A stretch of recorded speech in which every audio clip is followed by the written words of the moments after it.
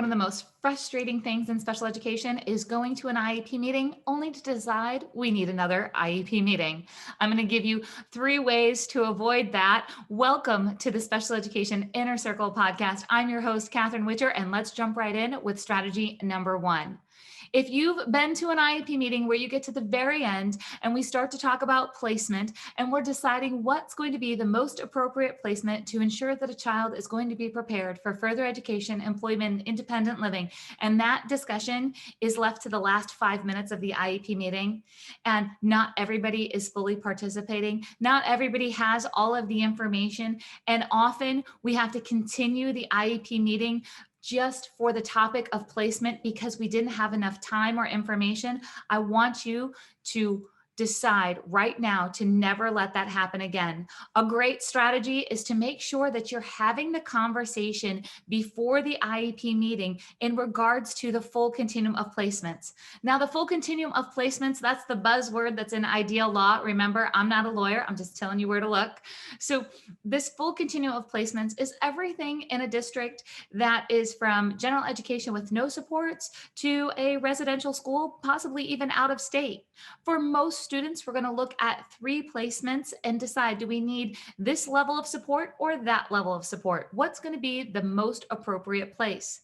Too often, recommendations are being made without everybody having the information, meaning that a parent has not seen a classroom or does not know firsthand what the program looks like that the team is recommending.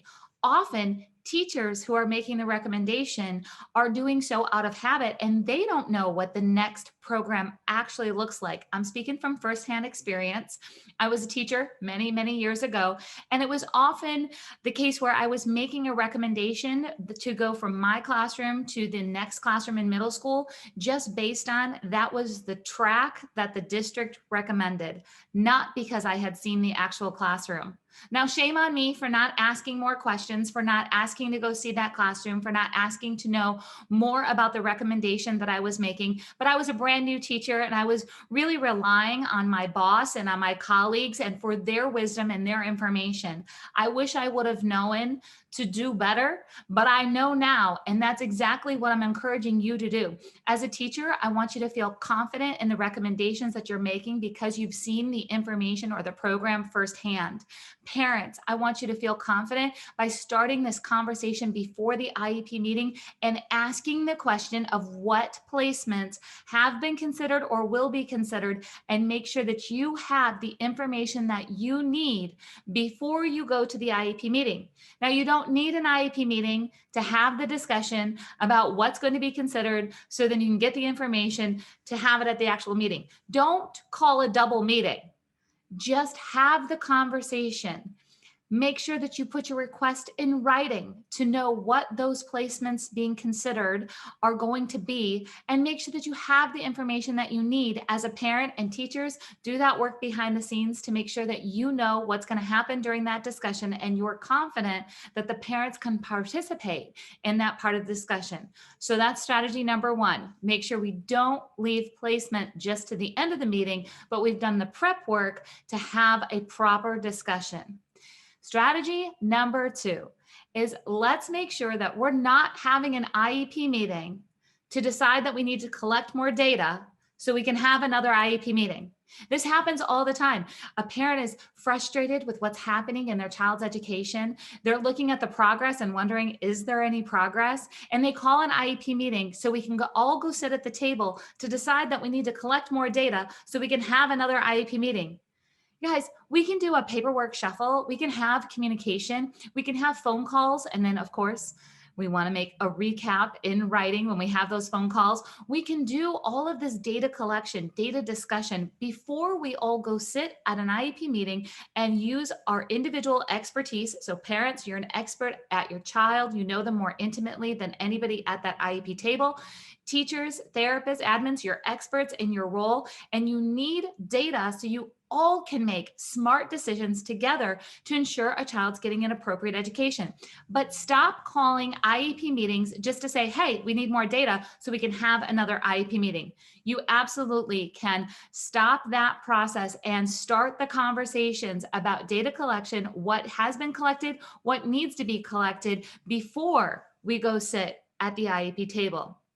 The third thing that I do not want you calling an IEP meeting for is to discuss what accommodations and modifications are in place and being used, because they might need to be changed.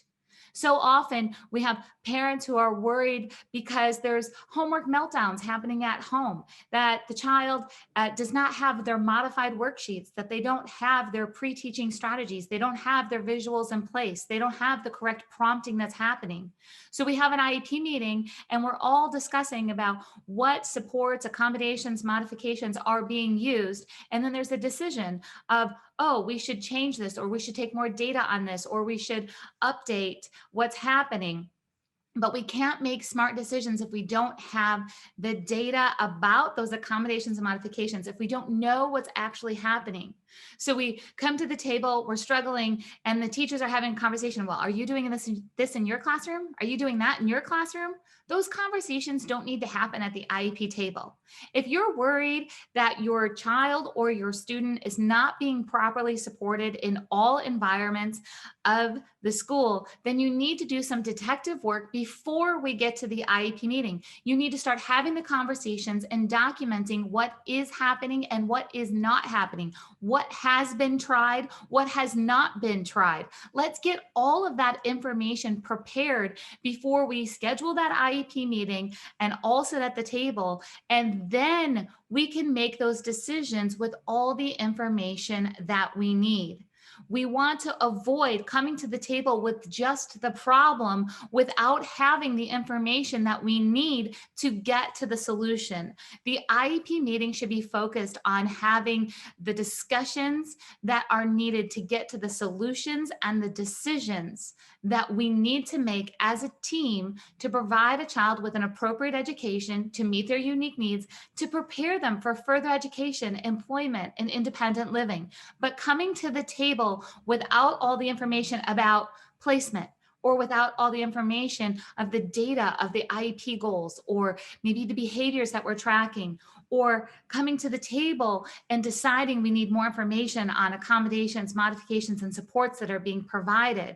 That's not an effective use of everyone's time to come to the table without those pieces of information and then having the meeting to say we need the information to have another meeting. So let's all decide right now that we're going to do the prep work in those areas so we don't get stuck in that cycle of meeting after meeting after meeting without having decisions made because we don't have the right information. I want to encourage you that if you're struggling to get the correct information, if you're struggling and stuck inside of this cycle of meeting after meeting after meeting, that you hop on over to specialedinnercircle.com, go download your free IEP checklist with 12 questions that you need to ask before the IEP meeting. And yes, this is for parents and teachers and therapists and admins. If you sit at an IEP table, the checklist that's waiting for you at specialedinnercircle.com is a tool that you need.